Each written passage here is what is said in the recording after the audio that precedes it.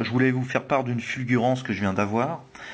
Vous devez savoir que la traduction et le sous-titrage sont une activité longue et prenante et parfois pénible, donc qui implique de sélectionner avec soin les vidéos pertinentes, les vidéos les plus intéressantes pour des Français, et ce qui implique de discriminer d'autres sujets, faute de temps évidemment pour les traduire. Donc je vais continuer à traduire et à sous-titrer, mais je vais essayer de donner un nouveau souffle à mon activité. Et l'idée c'est d'essayer de compléter ces traductions par des chroniques orales. Et l'idée c'est de faire une synthèse des informations qui peuvent apparaître de ci, de là, principalement chez Alex Jones, mais pas seulement, dans des vidéos que je n'aurais pas traduites ou des articles. Donc mon but c'est de donner un maximum d'informations alternatives d'origine anglo-américaine qui puissent venir en complément des informations alternatives françaises disponibles sur d'excellentes chaînes sur Dailymotion ou sur Internet. Voilà. L'idée c'est de se passer de télévision ou des médias de système et d'avoir suffisamment de choses à se mettre sous la dent tous les jours en allant sur Internet tant que c'est possible. Voilà. Donc je vais inaugurer cette chronique à titre expérimental. On va voir ce que ça va donner. Première chronique, une information du 17 février 2011. Ray McGovern, 71 ans, ancien militaire dans l'armée de terre et retraité de la CIA, qui participait au briefing quotidien avec Reagan et George Bush. C'est un personnage qui intervient assez souvent chez Alex Jones.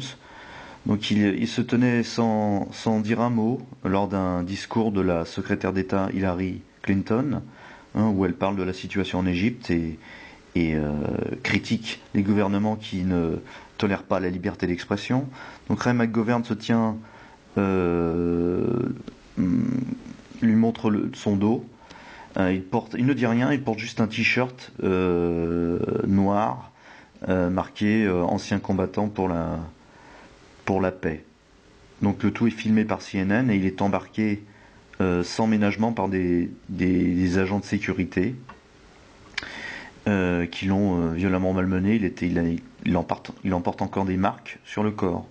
Donc Ray McGovern est venu en témoigner chez Alex Jones. Voilà. Donc autre article, une autre information du 19 février. Un article de Mary Bird du Times. Moubarak et Ben Ali dans le coma, que dirait Tacite? Alors Tacite, le triman de la plèbe. Donc visiblement il souffre du syndrome des dictateurs déchus, SDD. Pour Tacite, les despotes ne meurent pas naturellement, ils succombent à des empoisonnements ou sont poignardés. Donc le Tehran Times complète un peu cette information et rappelle des cas similaires. Il y a eu Ariel Sharon qui a été frappé alors qu'il était en exercice, qu'il était toujours au pouvoir et qui est toujours dans le coma. Et on a eu Yasser Arafat également dans le coma avant de mourir le 11 novembre 2004, vraisemblablement d'un purpura et d'une cirrhose. Voilà, autre information du 19 février 2011. Sur le Nano Hummingbird. C'est un drone espion développé par la DARPA. C'est un oiseau-mouche robot capable de voler sur place et équipé d'une caméra embarquée pour faire de la reconnaissance. Donc il y a une petite vidéo qui tourne. Je vais la diffuser.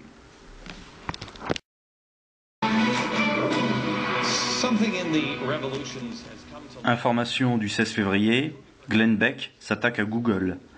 Alors Glenn Beck part de la situation en Égypte et du rôle influent de Google dans le renversement de Moubarak et la puissance inquiétante de Google, mais toujours avec son prisme d'analyse gauche-droite.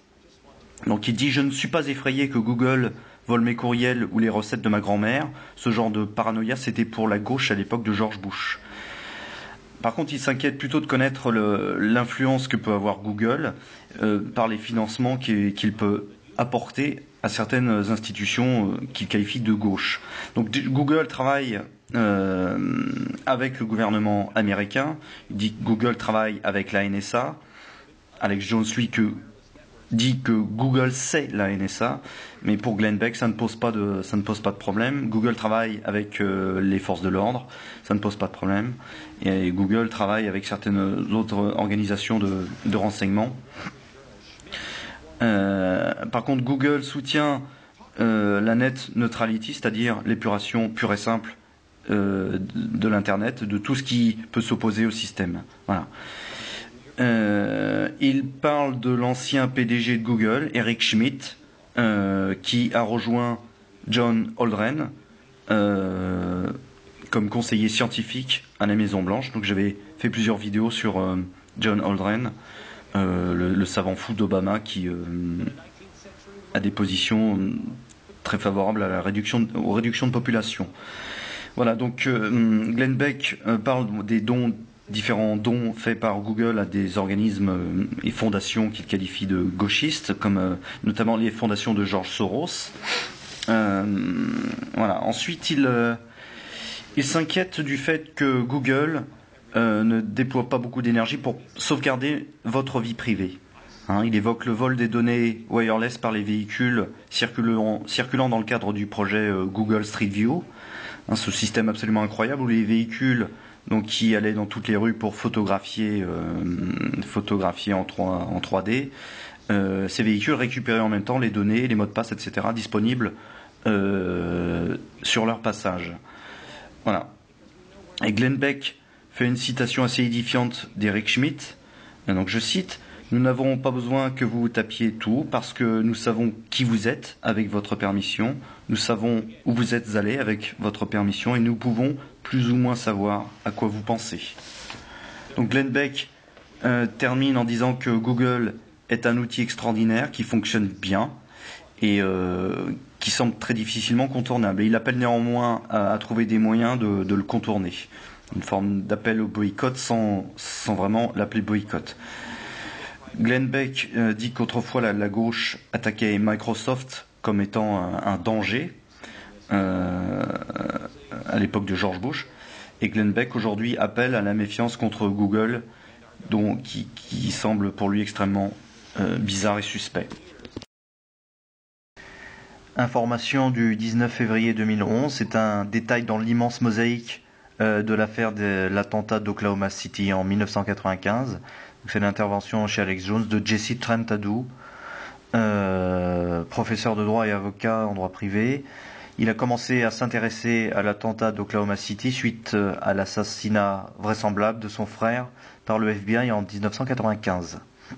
Donc son frère est arrêté en Californie du Sud, envoyé à Oklahoma City, et on trouve son corps 3 jours plus tard. Il est déclaré mort par pendaison. Donc la famille par suicide en fait. La famille arrive à empêcher la crémation de justesse et récupère le corps et constate que la gorge est tranchée, qu'il comporte de nombreuses traces de sévices, des coups, des brûlures, et je vous épargne tous les détails. Peu de temps après, la famille est contactée par Timothy McVeigh. Donc Timothy McVeigh, c'est le personnage central dans l'attentat d'Oklahoma City. Il y a beaucoup à dire sur lui. Vraisemblablement, c'était un ancien membre des forces spéciales. Alex Jones a beaucoup parlé de cette affaire. Moi, j'ai pas traduit grand chose sur cette affaire, mais il y a beaucoup à dire. Il a notamment interviewé en direct le compagnon de cellule de Timothy McVeigh, compagnon qui se trouve actuellement dans le couloir de la mort et qui a décidé de tout déballer sur Timothy McVeigh, ce que Timothy lui avait dit, qu'il avait travaillé pour le gouvernement et que ça serait vraisemblablement une fausse exécution, qu'il s'en sortirait quoi. Donc ce Timothy McVeigh contacte la famille, dit que Kenneth a été tué par le FBI parce qu'on l'a confondu avec Richard Lee Guthrie, un des participants à l'attentat, qui lui aussi est mort pendu en garde à vue au FBI. Plus tard. Donc, le frère de Jesse Trentadue correspondait exactement physiquement à la description de Guthrie, même corpulence, des tatouages, et il conduisait le même pick-up. Voilà. Donc Jesse Trentadou décide d'en savoir plus sur cette affaire de fil en aiguille. Il actionne le gouvernement par la procédure FOIA, Freedom of Information Act, ce qui est mutatis mutandis la loi d'accès aux documents administratifs en France. Et il découvre que la CIA est impliquée dans l'affaire, ce qui est illégal puisque comme la DGSE, la CIA n'a pas le droit d'effectuer d'opérations sur le sol du territoire national. Voilà. Donc la CIA fait tout pour bloquer la divulgation des informations en invoquant le secret défense. Mais Jesse Trentadou arrive à obtenir des vidéos. Alors les vidéos de surveillance. Donc c'est là encore, il y a une grande rétention d'informations en matière de vidéo lorsqu'il y a des attentats. Là, c'était le cas, mais il réussit tout de même à obtenir 26 bandes vidéo, sauf celle du Murrah Building, c'est-à-dire du bâtiment fédéral. Alors, les 26 vidéos ont toutes des coupures peu de temps avant l'attentat et pendant l'attentat. Voilà. L'explication fournie par le gouvernement, c'est que toutes les bandes étaient changées en même temps. Donc les services de sécurité dans les boutiques et dans les immeubles ont toutes changé leurs cassettes vidéo en même temps. Par contre, les bandes vidéo du Murrah Building sont introuvables. Quoique il y ait eu des témoignages du FBI, comme quoi ils avaient vu le camion Ryder et les gens, Timothy McVeigh et d'autres personnes sortir de ce camion. Autre personnage qui apparaît dans le récit, c'est Terry Nichols, un autre intervenant dans l'attentat, qui est contacté par Jesse Trentadou et dit que dans sa cave au Kansas, il avait une boîte d'explosifs qui portait les empreintes de l'informateur du FBI qui a donné les détonateurs à Timothy McVeigh et Terry Nichols. Donc Terry Nichols a essayé de signaler cela à la sécurité intérieure pour faire analyser les empreintes. Le FBI a de son côté essayé d'empêcher cela.